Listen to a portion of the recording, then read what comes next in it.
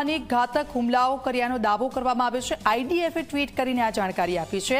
બાસિજ અને international security command centre પર હુમલો કરવામાં આવ્યો છે। તેહરાનના અનેક વિસ્તારોમાં હુમલો કર્યાની જાણકારી છે।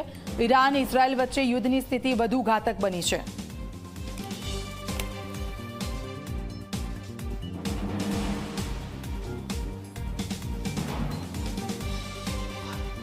हेलो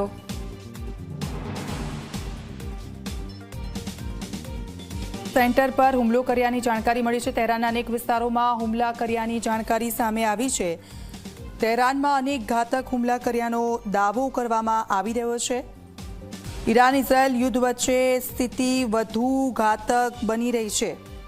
તો જે પ્રકારની સ્થિતિ જોવા મળી રહી છે તેહરાનના વિસ્તારોમાં, તેહરાનમાં અનેક ઘાતક હુમલાઓ કર્યાનો દાવો છે।